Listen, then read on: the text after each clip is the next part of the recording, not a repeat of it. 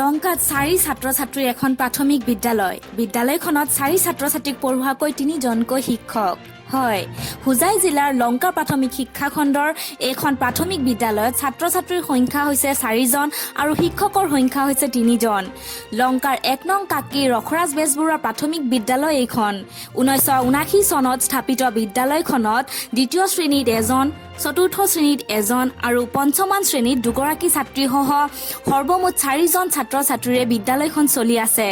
এই 4জন ছাত্ৰ-ছাত্ৰীক শিক্ষাদান কৰিবলৈ বিদ্যালয়খনত নিযুক্ত হৈছে 3জনকৈ শিক্ষক, য'ত চৰকাৰী নিয়মানুযায়ী প্ৰতি 30জন ছাত্ৰ-ছাত্ৰীৰ বিপৰীতে এখন প্ৰাথমিক বিদ্যালয়ত 1জন শিক্ষক নিযুক্ত হৈ থাকিব লাগে, কিন্তু এইখন বিদ্যালয়ত প্ৰতি 1জন ছাত্ৰ-ছাত্ৰীৰ বিপৰীতে এক সমস্ত 3/1জনকৈ শিক্ষক নিয়োজিত হৈ আছে।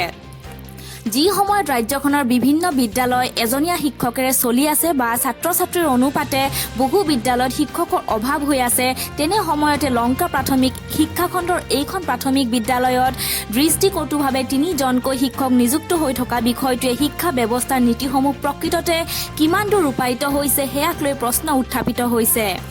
ইপিনে চৰকাৰী বিদ্যালয়ত অভিভাৱকে ল'ৰা-ছোৱালী শিক্ষাদানৰ বাবে অনীহা প্ৰকাশৰ বাবে দিনক দিনে চৰকাৰী প্ৰাথমিক বিদ্যালয়ৰ শ্মশান যাত্ৰাৰ বাবে দোষাৰোপ কৰে স্থানীয় ৰাইজে। এই ক্ষেত্ৰত শিক্ষামন্ত্ৰীৰ দায়িত্ব লৈ থকা সিদ্ধাৰ্থ ভট্টাচাৰ্যই চৰকাৰী শিক্ষা ব্যৱস্থাৰ পৰিৱৰ্তন সাধন কৰিবলৈ কেনেধৰণৰ কাৰ্যকৰী ব্যৱস্থা গ্ৰহণ কৰিলে বুলিও প্ৰশ্ন উত্থাপিত হৈছে। লংকাৰ পৰা গৌতম মেছৰ ৰিপৰ্ট, গ্ল'বেল নিউজ।